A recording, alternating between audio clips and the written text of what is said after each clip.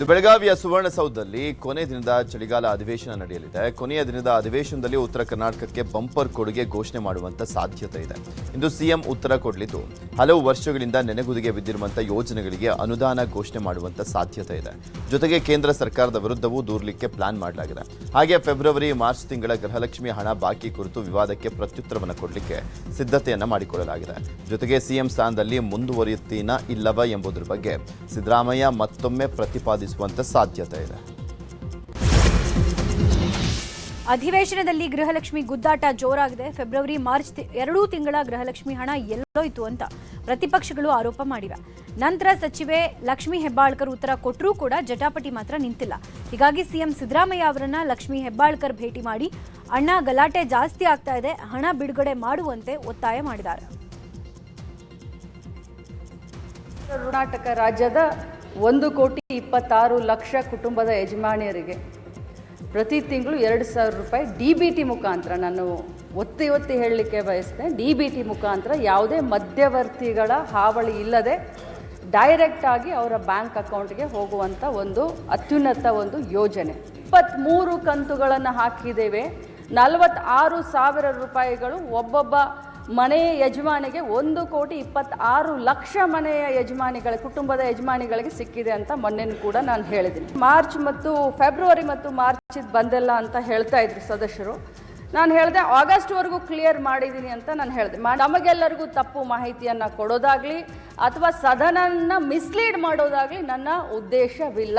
Finance minister Siddaramaiah ಸಾಹೇಬ್ರಿದ್ದಾರೆ, ಮುಖ್ಯಮಂತ್ರಿಗಳಿದ್ದಾರೆ, finance department ಹತ್ರ ಮಾತಾಡ್ತೀವಿ. ಯಾಕೆ 2 ತಿಂಗಳದ ವ್ಯತ್ಯಯ ಆಯಿತು ಆಗಿದ್ರೆ ಅದನ್ನು ಮಾತಾಡಿ ಆದಷ್ಟು ಶೀಘ್ರದಲ್ಲೇ, ಮೊನ್ನೆ ಹೌಸ್ನಲ್ಲಿ ಮುಖ್ಯಮಂತ್ರಿಗಳು ಕೂಡ ಹೇಳಿದ್ದಾರೆ, ಅದನ್ನು ಆಗಲಿಲ್ಲ ಅಂತಂದರೆ ಶೀಘ್ರದಲ್ಲಿ ಮಾಡ್ತೀವಿ. ಬಟ್ ಇದರ ಅರ್ಥ ಆ ದುಡ್ಡನ್ನು ಬೇರೆ ಕಡೆ ಡೈವರ್ಟ್ ಆಯಿತು, ಅದಾಯಿತು ಇದಾಯಿತು ಅಂತಲ್ಲ, ಸದನವನ್ನು ಮಿಸ್ಲೀಡ್ ಮಾಡುವಂಥ ಇಂಟೆನ್ಷನ್ ಇರಲಿಲ್ಲ.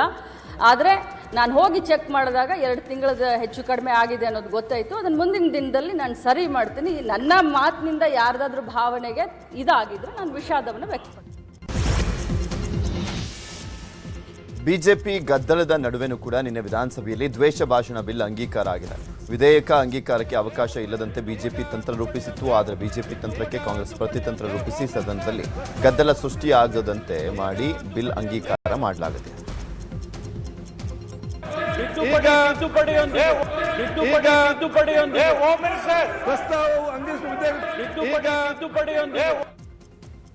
ಇನ್ನು ದ್ವೇಷ ಭಾಷಣ ಬಿಲ್ ಅಂಗೀಕಾರಕ್ಕೆ ಬಿಜೆಪಿ ನಾಯಕರು ನೆಗಿ ಕೆಂಡ ಕಾರಿದ್ದಾರೆ. ಸದನದಲ್ಲೇ ವಿಪಕ್ಷ ನಾಯಕ ಆರ್ ಅಶೋಕ್ ವಿಧೇಯಕ ಪ್ರತಿ ಹರಿದು ಎಸೆದಿದ್ದಾರೆ. ಇದು ಒಳ್ಳೆಯ ಸಂಪ್ರದಾಯ ಅಲ್ಲ, ಅಧ್ಯಕ್ಷರು ಮತ್ತೆ ಮರುಪರಿಶೀಲನೆ ಮಾಡಬೇಕು, ಈ ಬಿಲ್ ಬಗ್ಗೆ ಸಮಗ್ರವಾಗಿ ಚರ್ಚೆ ಆಗಬೇಕು ಅಂತ ಆಗ್ರಹಿಸಿದ್ದಾರೆ. ವಿಧಾನಸಭಾ ಅಧಿವೇಶನದಲ್ಲಿ ಇವತ್ತು ದ್ವೇಷ ಭಾಷಣದ ಬಿಲ್ ಬಂದಿತ್ತು. ನೆನ್ನೆನೂ ನಾವು ಸ್ಪೀಕರ್ ಹತ್ರ ಕಳೆದ 2 ದಿನದಂದು ಮಾತಾಡಿದ್ದೀರಿ. ಈ ಬಿಲ್ಲನ್ನು ನೀವು ತಗೊಳ್ಳಿ, ನಾವು ಅದಕ್ಕೆಲ್ಲರೂ ಕೂಡ ಚರ್ಚೆ ಮಾಡಬೇಕು, ನಮ್ಮೆಲ್ಲ ಸದಸ್ಯರು ಕೂಡ ಚರ್ಚೆಯನ್ನು ಭಾಗವಹಿಸ್ತಾರೆ ಅನ್ನೋ ಮಾತನ್ನು ಹೇಳಿದಿರಿ. ಇದು ಬಹಳ ಪ್ರಮುಖವಾದಂಥ ಬಿಲ್ಲು. ಈ ಅಸೆಂಬ್ಲಿಯಲ್ಲಿ ಇದು ಬಹಳ ಪ್ರಮುಖವಾದಂಥ ಬಿಲ್ಲು. ಇದು ಪತ್ರಿಕಾ ಸ್ವಾತಂತ್ರ್ಯವನ್ನು, ರಾಜಕೀಯ ವಿಶ್ಲೇಷಕರನ್ನು, ಎಲೆಕ್ಟ್ರಾನಿಕ್ ಮೀಡಿಯಾವನ್ನು, ಸೋಷಿಯಲ್ ಮೀಡಿಯಾವನ್ನು ಕಂಟ್ರೋಲ್ ಮಾಡಿ ಅವರ ಕಪಿಮುಷ್ಟಿಯಲ್ಲಿ ಇಟ್ಕೊಳ್ಳೋವಂಥ ಬಿಲ್ ಇದು. ನಿನ್ನೆ ಬೆಳಗಾವಿಯ ಸುವರ್ಣಸೌಧದ ಸಂಪುಟ ಸಭಾಂಗಣದಲ್ಲಿ ಕ್ಯಾಬಿನೆಟ್ ಸಭೆ ನಡೆಸಲಾಗಿದೆ. ಸಿಎಂ ಸಿದ್ದರಾಮಯ್ಯ ನೇತೃತ್ವದಲ್ಲಿ ಸಚಿವ ಸಂಪುಟ ಸಭೆ ನಡೆದಿದೆ. ಸಭೆಯಲ್ಲಿ ಬಡ್ತಿ ಮೀಸಲಾತಿಯಲ್ಲಿ ಒಳ ಮೀಸಲಾತಿ ನೀಡುವ ವಿಷಯಕ್ಕೆ ಸ್ಪಷ್ಟ ನಿರ್ಧಾರ ತೆಗೆದುಕೊಳ್ಳೋಕೆ ಸಾಧ್ಯ ಆಗಲಿಲ್ಲ. ಹೀಗಾಗಿ ರಾಜ್ಯ ಸಿವಿಲ್ ಸೇವಾ ಹುದ್ದೆಗಳಿಗೆ ನೀಡುವ ಮುಂಬಡ್ತಿಯಲ್ಲಿ ಪರಿಶಿಷ್ಟ ಜಾತಿಗಳಿಗೆ ಒಳ ಮೀಸಲಾತಿ ಕಲ್ಪಿಸುವ ವಿಚಾರವನ್ನು ಮುಂದೂಡಲಾಗಿದೆ.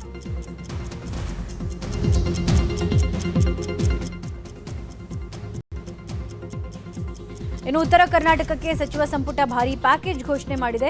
ಉತ್ತರ ಕರ್ನಾಟಕ ಭಾಗಕ್ಕೆ 1,945 ಕೋಟಿ ರೂಪಾಯಿ ಮೊತ್ತದ ವಿವಿಧ ಹೊಸ ಯೋಜನೆ ಹಾಗೂ 1,503 ಕೋಟಿ ರೂಪಾಯಿ ವೆಚ್ಚದ ಕೆರೂರು ಏತ ನೀರಾವರಿ ಯೋಜನೆಯ ಪರಿಷ್ಕೃತ ಅಂದಾಜಿಗೆ ಸಚಿವ ಸಂಪುಟ ಸಭೆಯಲ್ಲಿ ಆಡಳಿತಾತ್ಮಕ ಅನುಮೋದನೆ ಕೊಡಲಾಗಿದೆ. ಈ ಮೂಲಕ ಉತ್ತರ ಅಧಿವೇಶನದ ಸಮಯದಲ್ಲಿ ಉತ್ತರ ಕರ್ನಾಟಕ ಭಾಗಕ್ಕೆ ವಿಶೇಷ ಯೋಜನೆಗಳನ್ನು ಘೋಷಣೆ ಮಾಡಿದಂತಾಗಿದೆ.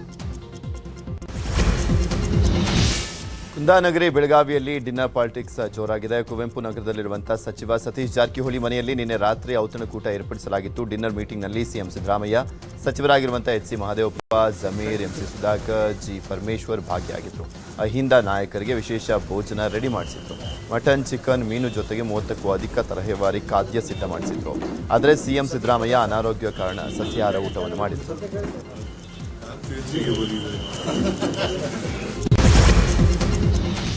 CM Siddaramaiah out going chief minister. ಯಾವಾಗ ರಾಜೀನಾಮೆ ಕೊಡ್ತಾರೋ ಗೊತ್ತಿಲ್ಲ ಅಂತ ಬಿಜೆಪಿ ರಾಜ್ಯಾಧ್ಯಕ್ಷ ಬಿವೈ ವಿಜಯೇಂದ್ರ ಬಾಂಬ್ ಸಿಡಿಸಿದ್ದಾರೆ. ಒಬ್ಬ ಔಟ್ ಗೋಯಿಂಗ್ ಮುಖ್ಯಮಂತ್ರಿಯಿಂದ ಈ ಸದನದಲ್ಲಿ ಏನೇ ಚರ್ಚೆ ಆದರೂ ಪರಿಹಾರ ಸಿಗುವ ಆಶಾಭಾವನೆ ನಮಗಂತೂ ಇಲ್ಲ. ಸಿಎಂ ಆಗಿ ಎಷ್ಟು ದಿನ ಕುರ್ಚಿಯಲ್ಲಿ ಕೂತಿರ್ತೀರಾ ಅನ್ನೋದು ಮುಖ್ಯ ಅಲ್ಲ, ರಾಜ್ಯಕ್ಕೆ ಎಷ್ಟು ಒಳ್ಳೇದು ಮಾಡಿದಿರಾ ಅನ್ನೋದು ಮುಖ್ಯ. 2.5 ವರ್ಷದಲ್ಲಿ ಏನೂ ಮಾಡದ ಸಿದ್ದರಾಮಯ್ಯ ಇನ್ನು2 ವಾರದಲ್ಲಿ ಏನ್ ಮಾಡ್ತಾರೆ ಅಂತ ವಿಜಯೇಂದ್ರ ಪ್ರಶ್ನೆ ಮಾಡಿದ್ದಾರೆ. ಆದರೂ ಕೂಡ ಪಾಪ ನೀವು ಮುಖ್ಯಮಂತ್ರಿಗಳ ಪರಿಸ್ಥಿತಿಯನ್ನು ನೀವು ಅರ್ಥ ಮಾಡ್ಕೊಳ್ಳಿ. Is A out going chief minister. ಯಾವಾಗ ರಾಜೀನಾಮೆ ಕೊಡ್ತಾರೋ ಯಾರಿಗೂ ಕೂಡ ಅದ್ರ ಬಗ್ಗೆ ಮಾಹಿತಿ ಇಲ್ಲ.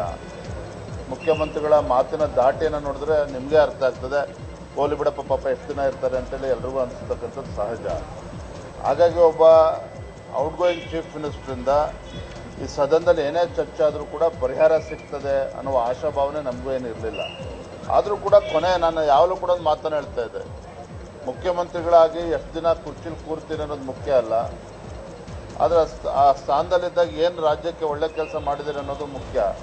ಆಗ ನಮಗೆಲ್ಲ ಒಂದು ಕಡೆ ಸಿದ್ದರಾಮಯ್ಯವರ ಕೊನೆ ಅಧಿವೇಶನದಲ್ಲಾದರೂ ಕೂಡ ಉತ್ತರ ಕರ್ನಾಟಕ ನಾವು ಕೂಡ ಚರ್ಚೆ ಮಾಡಿದ್ವಿ. ಕಳೆದ 2.5 ವರ್ಷ ಏನೋ ಮಾಡದೇ ಇರತಕ್ಕಂಥವ್ರು, ಯಾವುದೇ ಅಭಿವೃದ್ಧಿ ಕೆಲಸ ಮಾಡದೇ ಇರುವಂಥ ಸಿದ್ದರಾಮಯ್ಯನವರು ಈಗಿನ 2 ವಾರದಲ್ಲಿ. ಇನ್ನು ವಿಜೇಂದ್ರ ಹೇಳಿಕೆಗೆ ಯತೀಂದ್ರ ಸಿದ್ದರಾಮಯ್ಯ ಪ್ರತಿಕ್ರಿಯೆ ಕೊಟ್ಟಿದ್ದಾರೆ. ಇದೇನು ಮೊದಲನೇ ಸತಿ ಅಲ್ಲ ಬಿಜೆಪಿ ಅವರು ಹೇಳ್ತಾ ಇರೋದು, ನಮ್ಮ ಸರ್ಕಾರ ಬಂದಾಗಿಂದ ಅವ್ರು ಹೇಳ್ತಾನೆ ಇದ್ದಾರೆ, ಅವರ ಪ್ರಿಡಿಕ್ಷನ್ ಸುಳ್ಳಾಗ್ತಾನೆ ಬಂದಿದೆ ಅಂತ ವ್ಯಂಗ್ಯವಾಡಿದ್ರು. ಅವ್ರೇನು ಮೊದಲನೇ ಬಾರಿ ಹೇಳ್ತಿಲ್ಲ ಬಿಜೆಪಿ ಲೀಡರ್ಗಳು, ನಮ್ಮ ಸರ್ಕಾರ ಬಂದಾಗಿಂದನೂ ಹೇಳ್ತಿದ್ದಾರೆ ಸರ್ಕಾರ ಬಿದ್ದೋಗ್ಬಿಡುತ್ತೆ, ಸಿದ್ದರಾಮಯ್ಯ ಬದಲಾಗ್ತಾರೆ ಅಂತ ಹೇಳಿ. ಸೊ ಅವ್ರು ಪ್ರಿಡಿಕ್ಟ್ ಮಾಡ್ಕೊಂಡೇ ಬರ್ತಿದ್ದಾರೆ, ಅವರೆಲ್ಲ ಪ್ರಿಡಿಕ್ಷನ್ ಸುಳ್ಳು ಆಗ್ತಾ ಇದೆ. ಈ ಬಾರಿನೂ ಹಂಗೆ ಆಗ್ತದೆ. ಈ ಅವ್ರೇನು ಮೊದಲನೇ ಬಾರಿ ಹೇಳ್ತಿಲ್ಲ.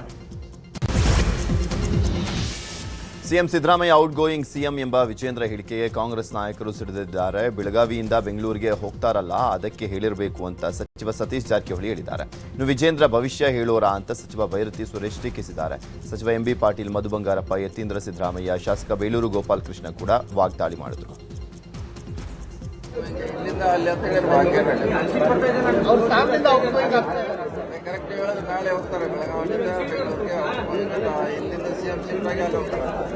Vijendra incoming CM. Vijendra is incoming CM for the Karnataka state. ಭವಿಷ್ಯ ಹೇಳೋರ ಅವರು? ಭವಿಷ್ಯ ಹೇಳ್ತಾರೆ ವಿಜೇಂದ್ರ ಅವರು. ಫಸ್ಟ್ ಅವರು ತಟ್ಟೆಯಲ್ಲಿ ಬಿದ್ದಿರುವಂತ ಹೆಗ್ಡಾನ ಎತ್ತಕ್ಕೆ ಹೇಳಿ. ಡೈಲಿ ಪಾಪ ಅವರು ಒಂದ್ ಕಡೆ ಅಶೋಕ್ ಅವ್ರ ಗ್ರೂಪು, ಒಂದ್ ಕಡೆ ಯತ್ನಾಳ್ ಅವ್ರ ಗ್ರೂಪು, ಒಂದ್ ಕಡೆ ಇವ್ರ ಗ್ರೂಪ್. ಅದೇ ನನಗೆ ಬಿಜೆಪಿ ಪ್ರೆಸಿಡೆಂಟ್ ಕೇಳಿ ಎಷ್ಟು ದಿವಸ ಅವ್ರು ಇರ್ತಾರಂತ ಕೇಳಿ, ಅಶೋಕ್ ಅವ್ರಿಗೆ ಎಷ್ಟು ದಿವಸ ಅವ್ರು ಇರ್ತಾರಂತ ಕೇಳಿ, ನಮ್ಮ ಮುಖ್ಯಮಂತ್ರಿಗಳಂತೂ ಹೇಳಿದ್ದಾರೆ ಏನ್ರಿ, ನಮ್ಮ ಕಾಂಗ್ರೆಸ್ ಹೈಕಮಾಂಡ್ ಇವತ್ತು ದಿವಸ ನಿರ್ಣಯ ಮಾಡುವವರೆಗೆ ನಾನು ಇರ್ತೀನಿ ಅಂತನ್ನೋದನ್ನು ಭಾಳ ಸ್ಪಷ್ಟವಾಗಿ ಹೇಳಿದ್ದಾನೆ. ಈಗ ಮೋಸ್ಟ್ಲಿ ನನಗನ್ಸುತ್ತೆ ವಿಜೇಂದ್ರ ಅವರೇ ಅವರ ಅಧ್ಯಕ್ಷ ಸ್ಥಾನಕ್ಕೆ ಔಟ್ ಗೋಯಿಂಗ್ ಇರಬೇಕು. ಇಲ್ಲಾಂದ್ರೆ ಅವರ ಮಾತೆತ್ತಿರ ಯಡಿಯೂರಪ್ಪನ ಕರ್ಕೊಂಡು ಹೋಗೋದು ಡೆಲ್ಲಿಗೆ, ಅವ್ರ ಜಾಗ ಉಳಿಸ್ಕೊಳ್ಳೋಕೆ ಅವ್ರ ತಂದೆಯವ್ರನ್ನ ಕರ್ಕೊಂಡು ಹೋಗ್ತಾರೆ ಅಂತ ಹೇಳಿದ್ರೆ. ಮೊನ್ನೆನೂ ಸಹ ಮಾನ್ಯ ಮುಖ್ಯಮಂತ್ರಿಗಳು ಅಸೆಂಬ್ಲಿಯಲ್ಲಿ ವಿರೋಧ ಪಕ್ಷ ಕೇಳಿದಾಗಲೂ ನಾನು ಹೈಕಮಾಂಡ್ ಏನು ನಿರ್ಧಾರ ಮಾಡ್ತಾರೆ ಅದಕ್ಕೆ ನಾವು ಬದ್ಧರಾಗಿರ್ತೀವಿ ಅನ್ನೋ ಮಾತನ್ನು ಅವತ್ತು ಅಲ್ಲೂ ಹೇಳಿದ್ದಾರೆ. ಹಾಗೆ ಇವಾಗ ಇರಬೇಕಾದ್ರೆ ಇವರು ವಿರೋಧ ಪಕ್ಷವಾಗಿರುವಂಥವ್ರು ಇವ್ರ ಪಕ್ಷದಲ್ಲಿ ಏನಿದೆ ಗೊತ್ತಿಲ್ಲ, ಆದರೆ ವಿಜೇಂದ್ರ ಅವ್ರಿಗೆ ಏನು ಗೊತ್ತಿದೆ. ಚಳಿಗಾಲದ ಅಧಿವೇಶನ ಹಾಗೂ ಕುರ್ಚಿ ಕದನ ನಡುವೆ ಇವತ್ತು ಡಿಕೆ ಶಿವಕುಮಾರ್ ಗೋಕರ್ಣ ಪ್ರವಾಸ ಹಮ್ಮಿಕೊಂಡಿದ್ದಾರೆ. ಇವತ್ತು ಬೆಳಗ್ಗೆ 7:15 ತೆರಳಿ ಮಹಾಬಲೇಶ್ವರ ಮತ್ತು ಆತ್ಮಲಿಂಗ ಸ್ಪರ್ಶ ಪೂಜೆ ನಡೆಸಲಿದ್ದಾರೆ. ಆ ಬಳಿಕ ಅಂಕೋಲಾ ತಾಲೂಕಿನ ಆಂದ್ಲೆಯಲ್ಲಿರುವ ದೇವಿ ದೇವಸ್ಥಾನಕ್ಕೆ ತೆರಳುತ್ತಾರೆ. ಕಳೆದ 6 ವರ್ಷದ ಹಿಂದೆ 2019ರ ಡಿಸೆಂಬರ್ ತಿಂಗಳಲ್ಲೇ ಆಂದ್ಲೆ ಗ್ರಾಮಕ್ಕೆ ಆಗಮಿಸಿ ದೇವಿ ದೇವಸ್ಥಾನದಲ್ಲಿ ಪೂಜೆ ಸಲ್ಲಿಸಿದ್ರು. ಇದೀಗ ಮತ್ತೆ ಆಂದ್ಲೆ ಗ್ರಾಮದ ದೇವಿ ದೇವಸ್ಥಾನಕ್ಕೆ ಡಿಕೆ ಶಿವಕುಮಾರ್ ಭೇಟಿ ನೀಡಿ ಪೂಜೆ ಸಲ್ಲಿಸಲಿದ್ದು, ಕೆಲವರಿಗೆ ಮಾತ್ರ ಆಹ್ವಾನ ಕೊಟ್ಟಿದ್ದಾರಂತೆ. ಬೆಳಗಾವಿಯ ಸೌದತ್ತಿ ಬಳಿ ಡಿಸಿಎಂ ಡಿಕೆ ಶಿವಕುಮಾರ್ ಅವರ ಆಪ್ತ ಕಾರ್ಯದರ್ಶಿ ಕಾರು ಅಪಘಾತವಾಗಿದೆ. ಕಾರು ಹಾಗೂ ಬೈಕ್ ನಡುವೆ ಅಪಘಾತ ಸಂಭವಿಸಿ ಸವಾರ ಸಾವನ್ನಪ್ಪಿದ್ದಾನೆ. ಅಪಘಾತದ ರಭಸಕ್ಕೆ ಸೌದತ್ತಿ ಪಟ್ಟಣದ ನಿವಾಸಿ ಮಂಜುನಾಥ್ ಬೈರ್ನಟ್ಟಿ ಸ್ಥಳದಲ್ಲೇ ಮೃತಪಟ್ಟಿದ್ದಾರೆ. ಇನ್ನು ಡಿಸಿಎಂ ಖಾಸಗಿ ಪಿಎ ರಾಜೇಂದ್ರ ಪ್ರಸಾದ್ ಕಾರು ಚಾಲಕನಿಗೂ ಕೂಡ ಗಾಯವಾಗಿತ್ತು. ಹೆಚ್ಚಿನ ಚಿಕಿತ್ಸೆಗೆ ಹುಬ್ಬಳ್ಳಿಗೆ ತರಲಾಗಿದೆ.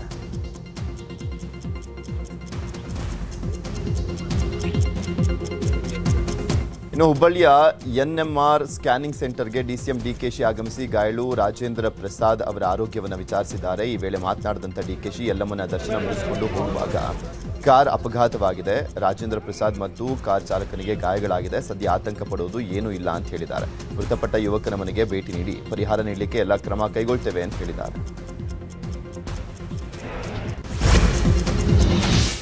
ಅಕ್ರಮ ಗಣಿಗಾರಿಕೆ ಹಾಗೂ ಅದಿರು ಸಾಗಾಟ ಪ್ರಕರಣ ಆರೋಪಿಯಾಗಿರುವ ಶಾಸಕ ಸತೀಶ್ ಸೈಲ್ಗೆ ದೆಹಲಿಯ ಏಮ್ಸ್ ಆಸ್ಪತ್ರೆಯಲ್ಲಿ ವೈದ್ಯಕೀಯ ಪರೀಕ್ಷೆ ನಿಗದಿಯಾಗಿದೆ.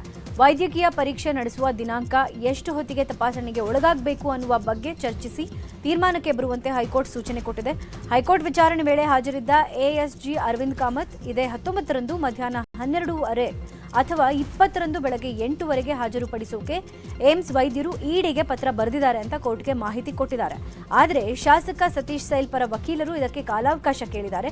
ಸದ್ಯ ದೆಹಲಿಯಲ್ಲಿ ವಾಯು ಗುಣಮಟ್ಟ ಸರಿಯಿಲ್ಲ, ವಿಮಾನಗಳ ಹಾರಾಟದಲ್ಲಿ ಏರುಪೇರು ಆಗ್ತಾ ಇದೆ, ಹೀಗಾಗಿ ಕಾಲಾವಕಾಶ ಬೇಕು ಅಂತ ವಕೀಲರು ಮನವಿ ಮಾಡಿಕೊಂಡಿದ್ದಾರೆ. ಈ ವೇಳೆ ಮುಂದಿನ ವಿಚಾರಣೆಯನ್ನು ಜನವರಿ 31, 2026ಕ್ಕೆ ಮುಂದೂಡಿಕೆ ಮಾಡಲಾಗಿದೆ. ಸಿಎಂ ವಿರುದ್ಧದ ಮೂಡ ಹಗರಣದ ಬಗ್ಗೆ ಕೋರ್ಟ್ನಲ್ಲಿ ವಿಚಾರಣೆ ನಡೆದಿದೆ. ತನಿಖೆಯ ವರದಿಯನ್ನ ಎಸ್ಪಿಪಿ ವೆಂಕಟೇಶ್ ಅರಬಟ್ಟಿ ಜನಪ್ರತಿನಿಧಿಗಳ ವಿಶೇಷ ನ್ಯಾಯಾಲಯಕ್ಕೆ ಸಲ್ಲಿಕೆ ಮಾಡಿದರು. ಬಿ ರಿಪೋರ್ಟ್ ಮೇಲೆ ಆದೇಶ ಮಾಡುವಂತೆ ಸ್ನೇಹಮಯಿ ಕೃಷ್ಣ ಕೋರ್ಟ್ಗೆ ಮನವಿಯನ್ನು ಮಾಡಿದರು. ಆದರೆ ಅಂತಿಮ ವರದಿ ಬರದೆ ಹೇಗೆ ಆದೇಶ ಮಾಡಲಿ ಅಂತ ಜಡ್ಜ್ ಸಂತೋಷ್ ಗಜಾನನ್ ಭಟ್ ಪ್ರಶ್ನೆಯನ್ನು ಮಾಡಿದರು. ಡಿಸೆಂಬರ್ 23ಕ್ಕೆ ಆದೇಶವನ್ನು ಕಾಯ್ದಿರಿಸಲಾಗಿದೆ. ಬಿ ರಿಪೋರ್ಟ್ ಸಂಬಂಧಪಟ್ಟಂತೆ ಹೆಚ್ಚುವರಿ ವಾದವಿದ್ದರೆ ಸಲ್ಲಿಸಿ ಅಂತ ಇಡಿ ದೂರುದಾರರಿಗೆ ಲೋಕಾಯುಕ್ತ ಪೊಲೀಸರಿಗೆ ಜಡ್ಜ್ ಸೂಚನೆಯನ್ನು ಕೊಟ್ಟಿದ್ದಾರೆ. 104 ಆರೋಪಗಳ ವಿರುದ್ಧ ಯಾವುದೇ ತನಿಖೆಯನ್ನು ಮಾಡ್ತಿಲ್ಲ. ಇತರೆ ಆರೋಪಗಳ ಸಂಬಂಧಪಟ್ಟಾಗೆ ತನಿಖೆ ಮಾಡ್ತಾ ಇದ್ದೀವಿ. ಆ ದೂರರ್ಜಿಯಲ್ಲಿ ಇತರೆ ಆರೋಪಗಳ ಬಗ್ಗೆಯೂ ಕೂಡ ಆರೋಪ ಇರೋದ್ರಿಂದ ಎಲ್ಲ ಆರೋಪಗಳಿಗೆ ಸಂಬಂಧಪಟ್ಟಾಗೆ ನಾವು ಸಮಗ್ರ ತನಿಖೆ ಮಾಡೋದ್ರಿಂದ ಕಾಲಾವಕಾಶ ಕೇಳ್ತಿರ್ತಾ ಅವರು ಒಪ್ಕೊಂಡಿದ್ದಾರೆ. ಹಾಗಾಗಿ ಇತರೆ ಆರೋಪಗಳಿಗೆ ಸಂಬಂಧಪಟ್ಟಾಗೆ ಅವ್ರು ಏನು ತನಿಖೆ ಮಾಡ್ತಾ ಇದ್ದಾರೆ ಅನ್ನೋದ್ರ ಬಗ್ಗೆ ಒಂದು ಸ್ಪಷ್ಟೀಕರಣವನ್ನು ಪಡ್ಕೊಂಡು ಆನಂತರ ಒಂದು ಆದೇಶ ಮಾಡುವ ಒಂದು ಮನೋಭಾವನೆಯಿಂದ ಮಾನ್ಯ ನ್ಯಾಯಾಲಯ ಇವತ್ತು 23 ತಾರೀಕು ದಿನಾಂಕ ನಿಗದಿಪಡಿಸಿದೆ. ನಾವು 104 ಆರೋಪಗಳ ವಿರುದ್ಧ ಯಾವುದೇ ತನಿಖೆಯನ್ನು ಮಾಡ್ತಿಲ್ಲ. ಇತರೆ ಆರೋಪಗಳ ಸಂಬಂಧಪಟ್ಟಾಗೆ ತನಿಖೆ ಮಾಡ್ತಾ ಇದ್ದೀವಿ. ಆ ದೂರರ್ಜಿಯಲ್ಲಿ ಇತರ ನೈಋತ್ಯ ರೈಲ್ವೆ ಬೆಂಗಳೂರು ವಿಭಾಗ ಕನ್ನಡ ವಿರೋಧಿ ಧೋರಣೆ ವಿರುದ್ಧ ಕರವೇ ಬೃಹತ್ ಪ್ರತಿಭಟನೆಗೆ ಮುಂದಾಗಿದೆ. ಇಂದು ಕರವೇ ನಾರಾಯಣಗೌಡ ನೇತೃತ್ವದಲ್ಲಿ ಬೆಂಗಳೂರಿನ ರೈಲ್ವೆ ಇಲಾಖೆ ಕೇಂದ್ರ ಕಚೇರಿಯ ಮುಂದೆ ಬೆಳಗ್ಗೆ 11 ಗಂಟೆಗೆ ಬೃಹತ್ ಪ್ರತಿಭಟನೆ ಮಾಡಲಾಗ್ತಾ ಇದೆ. ಅದೇ ರೀತಿ ಹುಬ್ಬಳ್ಳಿ ಮೈಸೂರಿನ ರೈಲ್ವೆ ನಿಲ್ದಾಣದ ಮುಂದೆ ಕೂಡ ಹೋರಾಟಕ್ಕೆ ಕರವೇ ಮುಂದಾಗಿದೆ. ನ್ಯಾಷನಲ್ ಹೆರಾಲ್ಡ್ ಕೇಸ್ನಲ್ಲಿ ರಾಜಕೀಯ ಪಿತೂರಿ ಆರೋಪದ ಸಂಬಂಧ ರಾಜ್ಯದಾದ್ಯಂತ ಕಾಂಗ್ರೆಸ್ ಪ್ರತಿಭಟನೆಯನ್ನು ಮಾಡ್ತಾ ಇದೆ. ಕೇಂದ್ರ ಬಿಜೆಪಿ ಸರ್ಕಾರ ಕುತಂತ್ರದಿಂದ ಇಡಿ ಬಳಸಿಕೊಂಡು ರಾಜಕೀಯವಾಗಿ ಮುಗಿಸುವಂತೆ ಷಡ್ಯಂತ್ರ ಮಾಡಲಾಗ್ತಾ ಇದೆ ಅಂತ ಮೈಸೂರು ಜಿಲ್ಲಾ ಕಾಂಗ್ರೆಸ್ ಇಂದು ಪ್ರತಿಭಟನೆಯನ್ನು ಹಮ್ಮಿಕೊಳ್ಳಲಾಗಿದೆ. ಬೆಳಗ್ಗೆ 11:30ಕ್ಕೆ ರಾಮಸ್ವಾಮಿ ವೃತ್ತದ ಬಳಿ ಪ್ರತಿಭಟನೆ ನಡೆಯಲಿದ್ದು ಬಿಜೆಪಿ ಕಚೇರಿಗೆ ಮುತ್ತಿಗೆ ಹಾಕ್ತೇವೆ ಅಂತ ಕಾಂಗ್ರೆಸ್ ಜಿಲ್ಲಾಧ್ಯಕ್ಷ ಬಿಜೆ ವಿಜಯ್ ಕುಮಾರ್ ಹೇಳಿದ್ದಾರೆ. ಬೆಂಗಳೂರಿನ ಕೆಆರ್ ಮಾರ್ಕೆಟ್ ಫ್ಲೈ ಓವರ್ ರಾತ್ರಿ ದಿಢೀರ್ ಅಂತ ಕ್ಲೋಸ್ ಮಾಡಿ ರಿಪೇರಿ ಮಾಡಲಾಗಿದೆ. ಟೌನ್ ಹಾಲ್ ಕಡೆಯಿಂದ ಮೈಸೂರು ರಸ್ತೆ ಕಡೆ ಸಂಚರಿಸುವ ಮಾರ್ಗವನ್ನು ಬಂದ್ ಮಾಡಿ ಕಟ್ಟಾಗಿದ್ದ ಫ್ಲೈಓವರ್ ಜಾಯಿಂಟ್ ಕ್ಲಾಂಪ್ ಅನ್ನು ದುರಸ್ತಿ ಮಾಡಲಾಗಿದೆ. ಜಾಯಿಂಟ್ ಪ್ಲೇಟ್ ರಿಪೇರಿ ಮುಗಿದ ನಂತರ ವಾಹನ ಸಂಚಾರಕ್ಕೆ ಅವಕಾಶ ಮಾಡಿಕೊಡಲಾಗಿದೆ. ಮೈಸೂರು ರಸ್ತೆ ಕೇರ್ ಮಾರ್ಕೆಟ್ ಫ್ಲೈಓವರ್ ಏನಿದೆ, ಇಲ್ಲಿ ಒಂದು ಜಾಯಿಂಟ್ ಕಟ್ಟಾದ ಪರಿಣಾಮವಾಗಿ ದುರಸ್ತಿ ಕಾರ್ಯ ನಡೀತಾ ಇದೆ. ಈ ಸಲುವಾಗಿ ಇವತ್ತು ರಾತ್ರಿ ಫ್ಲೈಓವರ್ ಅನ್ನು ಕೂಡ ಕ್ಲೋಸ್ ಮಾಡಿ ಒಂದು ದುರಸ್ತಿ ಕಾರ್ಯ ಕೂಡ ನಡೀತಾ ಇದೆ. ಈಗ ನಾವು ನೋಡಬಹುದು, ಏನು ಟೌನ್ ಹಾಲ್ ಕಡೆಯಿಂದ ಮೈಸೂರು ರಸ್ತೆ ಕಡೆ ಸಂಪರ್ಕ ಮಾಡುವಂತ ಮಾರ್ಗ ಏನಿದೆ, ಈ ಒಂದು ಮಾರ್ಗದಲ್ಲಿ ಈಗ ಒಂದು ಜಾಯಿಂಟ್ ಕಟ್ಟಾಗಿರೋದು, ಅದನ್ನು ದುರಸ್ತಿ ಮಾಡೋ ಸಲುವಾಗಿ ಈಗ ಕೆಲಸ ಕೂಡ ನಡೀತಾ ಇದೆ. ಅದರ ಪರಿಣಾಮವಾಗಿ ಈಗ ಫ್ಲೈಓವರ್ ಅನ್ನು ಕೂಡ ಸಂಪೂರ್ಣವಾಗಿ ಕ್ಲೋಸ್ ಮಾಡಿ ಒಂದು ವಾಹನ ಸಂಚಾರವನ್ನು ಕೂಡ ನಿರ್ಬಂಧ ಹೇರೋದು ಕೂಡ ನೋಡಬಹುದು. ಏನು ತರ್ಗುಪೇಟೆ ಏನಿದೆ, ನ್ಯೂ ತರ್ಗುಪೇಟೆ ಒಂದು ಮಾರ್ಗದಲ್ಲಿ ಇಲ್ಲಿ ಒಂದು ಜಾಯಿಂಟ್ ಒಂದು ಕಟ್ಟಾಗಿರೋದು, ಆ ಒಂದು ಜಾಯಿಂಟ್ ಅನ್ನ ಸರಿಪಡಿಸುವಂತ ಕೆಲಸವನ್ನ ಈಗ ಇಂಜಿನಿಯರ್ ಮತ್ತೆ ಸಿಬ್ಬಂದಿಗಳು ಕೂಡ ಮಾಡ್ತಾ ಇದ್ದಾರೆ. ಆದ್ರಿಂದ ಆ ಒಂದು ದುರಸ್ತಿ ಕಾರ್ಯ ಮುಗಿಯೋ ತನಕ ಈ ಒಂದು ಫ್ಲೈಓವರ್ನ ಈ ಒಂದು ಮಾರ್ಗವನ್ನ ಬಂದ್ ಮಾಡೋದಕ್ಕೆ ಕೂಡ ಈಗಾಗಲೇ ಸೂಚನೆ ಕೊಡಲಾಗಿದೆ. ಆದ್ರಿಂದ ಈಗ ಏನು ಸಂಚಾರಿ ಪೊಲೀಸರು ಒಂದು ಫ್ಲೈಓವರ್ನ ಎಂಟ್ರೆನ್ಸ್ ಏನಿದೆ, ಈ ಒಂದು ಎಂಟ್ರೆನ್ಸ್ ನಲ್ಲಿ ಒಂದು ಬ್ಯಾರಿಕೇಡ್ಗಳನ್ನ ಹಾಕಿ ಸಂಪೂರ್ಣವಾಗಿ ರಸ್ತೆಯನ್ನ ಕ್ಲೋಸ್ ಮಾಡಿರೋದು ಕೂಡ ನಾವು ನೋಡಬಹುದು. ಈಗಾಗಲೇ ರಸ್ತೆ ಒಂದು ಎಂಟ್ರೆನ್ಸ್ ನಲ್ಲಿ ಒಂದು ಬ್ಯಾರಿಕೇಡ್ ಕೂಡ ಹಾಕಿರೋದನ್ನ ನಾವು ಕಾಣ್ತಾ ಇದ್ದೀವಿ. ಮತ್ತೆ ಇಲ್ಲಿ ಬರುವಂತಹ ವಾಹನಗಳೇನಿದೆ, ಟೌನ್ ಹಾಲ್ ಕಡೆಯಿಂದ ಮೈಸೂರು ರಸ್ತೆಗೆ ಹೋಗುವಂತ ವಾಹನಗಳೇನಿದೆ ಅದನ್ನ ಫ್ಲೈಓವರ್ನ ಕೆಳಭಾಗದಲ್ಲಿ ಹೋಗೋದಕ್ಕೆ ಒಂದು ವ್ಯವಸ್ಥೆಯನ್ನು ಕೂಡ ಮಾಡಿಕೊಟ್ಟಿದ್ದಾರೆ. ಮತ್ತೆ ಈಗಾಗಲೇ ಸಂಚಾರಿ ಪೊಲೀಸರು ಕೂಡ ಸ್ಥಳದಲ್ಲೇ ಬೀಡುಬಿಟ್ಟಿದ್ದು ವಾಹನಗಳು ಯಾರು ಕೂಡ ಮೇಲೆ ಹೋಗದಂತೆ ಒಂದು ಸೂಚನೆ ಕೊಟ್ಟು ಅವರನ್ನ ಫ್ಲೈಓವರ್ನ ಕೆಳಭಾಗದಲ್ಲೇ ಒಂದು ಸಂಚಾರ ಮಾಡೋದಕ್ಕೆ ಕೂಡ ಒಂದು ಸೂಚನೆಗಳನ್ನು ಕೂಡ ಕೊಡ್ತಾ ಇರೋದು. ಮತ್ತೆ ಇನ್ನೂ ಏನು 2-3 ಗಂಟೆಗಳ ಕಾಲ ಈ ಒಂದು ದುರಸ್ತಿ ಕಾರ್ಯ ನಡೀತಾ ಇರೋದ್ರಿಂದ ಆ ಬಳಿಕ ಏನು ದುರಸ್ತಿ ಕಾರ್ಯ ಮುಗಿದ ನಂತರ ಒಂದು ಸಂಚಾರಕ್ಕೆ ಒಂದು ವ್ಯವಸ್ಥೆಯನ್ನು ಮಾಡಿಕೊಡೋದಕ್ಕೂ ಕೂಡ ಈಗ ಮುಂದಾಗ್ತಾ ಇದ್ದಾರೆ. ಸದ್ಯ ಈಗ ಆ ಒಂದು ಜಾಯಿಂಟ್ ಅನ್ನ ಅಳವಡಿಕೆ ಮಾಡೋದು ಮತ್ತೆ ಅದನ್ನ ದುರಸ್ತಿ ಮಾಡುವಂತ ಕೆಲಸವನ್ನ ಈಗ ಏನು GBI ಅಧಿಕಾರಿ ಮತ್ತೆ ಸಿಬ್ಬಂದಿಗಳು ಮಾಡ್ತಾ ಇರೋದು. ಕ್ಯಾಮರಾ ಪರ್ಸನ್ ಎಡ್ವಿನ್ ಜೊತೆ Muniraju, news 18 Bengaluru. Shivajinagar Russell market ಅಭಿವೃದ್ಧಿ ಹಿನ್ನೆಲೆಯಲ್ಲಿ GBA ಮುಖ್ಯ ಆಯುಕ್ತ ಮಹೇಶ್ವರ್ ರಾವ್ ಹಾಗೂ ಸ್ಥಳೀಯ ಶಾಸಕ ರಿಜ್ವಾನ್ ಅರ್ಷದ್ ಜಂಟಿಯಾಗಿ ಸ್ಥಳ ಪರಿಶೀಲನೆಯನ್ನು ಮಾಡಿದ್ದಾರೆ. ಈಗಾಗಲೇ ರಸಲ್ ಮಾರ್ಕೆಟ್ ಮೇಲ್ದರ್ಜೆಗೆ ಏರಿಸುವಂತ ನಿಟ್ಟಿನಲ್ಲಿ GBA DPRಗೆ ಸರ್ಕಾರ ಅನುಮೋದನೆಯನ್ನು ಕೊಟ್ಟಿದ್ದು 25 ಕೋಟಿಗೂ ಅಧಿಕ ವೆಚ್ಚದಲ್ಲಿ ಕಾಮಗಾರಿ ನಡೆಯಲಿದೆ. ಇದರ ಹಿನ್ನೆಲೆಯಲ್ಲಿ ತಾತ್ಕಾಲಿಕವಾಗಿ ಅಂಗಡಿ ಮುಂಗಟ್ಟುಗಳನ್ನು ಸ್ಥಳಾಂತರ ಮಾಡುವ ನಿಟ್ಟಿನಲ್ಲಿ ಸ್ಥಳೀಯ ಶಾಸಕ ರಿಜ್ವಾನ್ ಅರ್ಷದ್ ಅಂಗಡಿ ಮಾಲೀಕರನ್ನ ಮನವೊಲಿಕೆ ಮಾಡಿದರು. ಬೆಂಗಳೂರಲ್ಲಿ ಹೊಸ ವರ್ಷ ಆಚರಣೆಗೆ ಪೊಲೀಸರು ಸಿದ್ಧತೆ ಮಾಡಿಕೊಂಡಿದ್ದಾರೆ. ನಗರದಲ್ಲಿ ವಾಹನಗಳು, ಪಬ್, ಬಾರ್ ಅಂಡ್ ರೆಸ್ಟೋರೆಂಟ್ಗಳಲ್ಲಿ ಪೊಲೀಸರು ಪರಿಶೀಲನೆ ನಡೆಸುತ್ತಿದ್ದಾರೆ. ಮಹಿಳಾ ಸುರಕ್ಷತೆ ಬಗ್ಗೆ ರಾಣಿ ಚೆನ್ನಮ್ಮ ಪಡೆಯಿಂದ ಪರಿಶೀಲನೆ ನಡೆಸಿ ಪಬ್ಗಳಲ್ಲಿ ಕೈಗೊಂಡ ತಯಾರಿಗಳ ಬಗ್ಗೆ ಕೂಡ ಮಾಹಿತಿ ಪಡ್ಕೊಂಡಿದ್ದಾರೆ. ಇದೇ ವೇಳೆ ಅಶೋಕ್ ನಗರ ಪೊಲೀಸರು ರಿಚ್ಮಂಡ್ ಪಾರ್ಕ್ ರಸ್ತೆಯಲ್ಲಿ ವಾಹನಗಳ ತಪಾಸಣೆ ನಡೆಸಿ ಮಾದಕ ವಸ್ತುಗಳ ಸಾಗಾಟದ ಬಗ್ಗೆ ಪರಿಶೀಲನೆ ನಡೆಸಿದ್ದಾರೆ. ಇನ್ನು ಕಬ್ಬನ್ ಪಾರ್ಕ್ ಪೊಲೀಸರು MG road, brigade road, church ಸ್ಟ್ರೀಟ್ನಲ್ಲಿ ಪಬ್, ರೆಸ್ಟೋರೆಂಟ್ಗಳಲ್ಲಿ ಪರಿಶೀಲನೆ ಮಾಡಿದ್ದಾರೆ.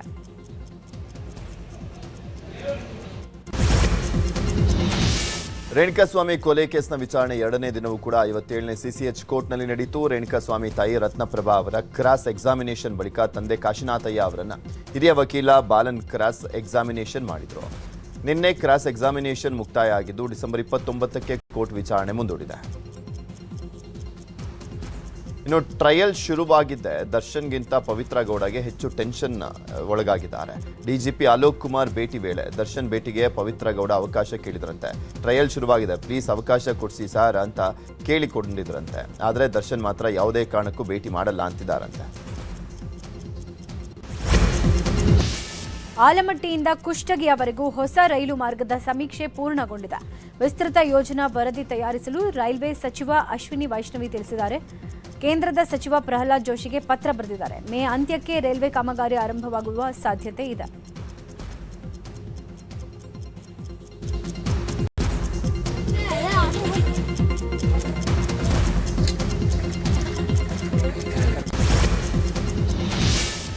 ವಿಜಯಪುರದಲ್ಲಿ ಈರುಳ್ಳಿ ಬೆಳೆದಂತ ರೈತರು ಪ್ರತಿಭಟನೆಯನ್ನು ಮಾಡಿದ್ದಾರೆ. ಈರುಳ್ಳಿ ದರ ಕುಸಿತಕ್ಕೆ ಬೇಸತ್ತು ಬಸವನ ಬಾಗೇವಾಡಿ ಪಟ್ಟಣದ APMC ಮುಂಭಾಗ ಪ್ರತಿಭಟನೆಯನ್ನು ಮಾಡಿದರು. ರಾಜ್ಯ ಹೆದ್ದಾರಿ ಮೇಲೆ ಉಳ್ಳಾಗಡ್ಡಿ ಸುರಿದು ರಸ್ತೆ ತಡೆ ನಡೆಸಿ ರೈತರು ಆಕ್ರೋಶವನ್ನು ವ್ಯಕ್ತಪಡಿಸಿದ್ದಾರೆ. ಸೂಕ್ತ ಬೆಲೆ ಸಿಗುವವರೆಗೆ ರಸ್ತೆ ತಡೆ ನಡೆಸುವುದಾಗಿ ರೈತರು ಪಟ್ಟಣ ಹಿಡಿದಿದ್ದಾರೆ.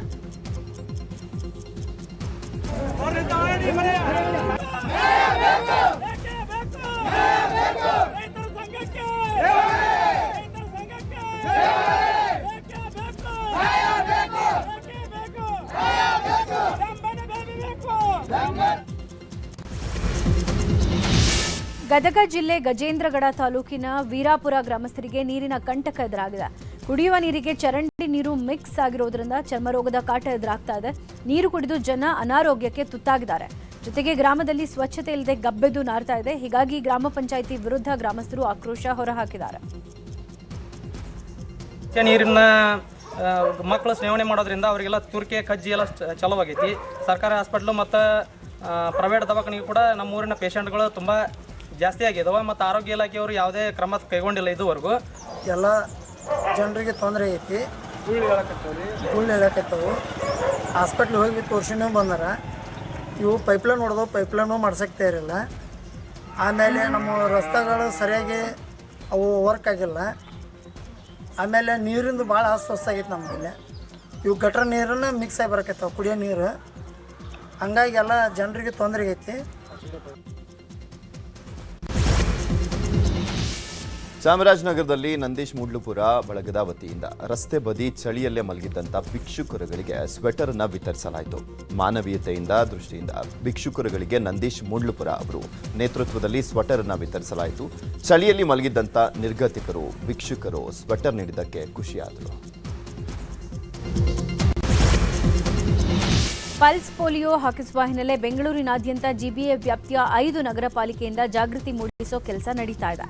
ಬೀದಿ ನಾಟಕ, ಕರಪತ್ರ ಹಂಚುವಿಕೆ ಸೇರಿದಂತೆ ವಿವಿಧ ರೀತಿಯಲ್ಲಿ ಜಾಗೃತಿ ಕಾರ್ಯ ಹಮ್ಮಿಕೊಳ್ಳಲಾಗಿದೆ. ಕಡ್ಡಾಯವಾಗಿ ಮಕ್ಕಳಿಗೆ ಪಲ್ಸ್ ಪೋಲಿಯೋ ಹಾಕಿಸುವಂತೆ ಪಾಲಿಕೆಗಳು ಮನವಿ ಮಾಡಿವೆ. ಡಿಸೆಂಬರ್ 21ರಿಂದ 24ರವರೆಗೆ ನಡೆಯುವ ರಾಷ್ಟ್ರೀಯ ಅಭಿಯಾನದಲ್ಲಿ ನಗರದಲ್ಲಿ 11 ಲಕ್ಷಕ್ಕೂ ಅಧಿಕ ಮಕ್ಕಳಿಗೆ ಪಲ್ಸ್ ಪೋಲಿಯೋ ಹಾಕಿಸುವ ಗುರಿ ಇಟ್ಟುಕೊಳ್ಳಲಾಗಿದೆ.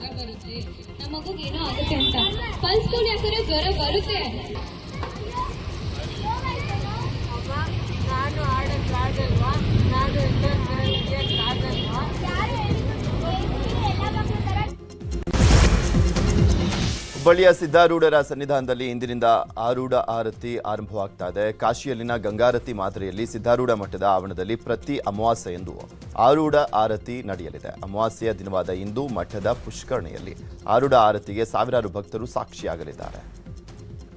ಇನ್ನು ಚಿಕ್ಕಬಳ್ಳಾಪುರ ಜಿಲ್ಲೆಯ ತೊಂಡೆಬಾವಿಯಿಂದ ತಿರುಪತಿಗೆ ಪಾದಯಾತ್ರೆ ಹಮ್ಮಿಕೊಳ್ಳಲಾಗ್ತಾ ಇದೆ. ಕಳೆದ 24 ವರ್ಷಗಳಿಂದ ಸುದರ್ಶನ ಸೇವಾ ಟ್ರಸ್ಟ್ ಮೂಲಕ ಈ ಪಾದಯಾತ್ರೆ ನಡೆಯುತ್ತೆ.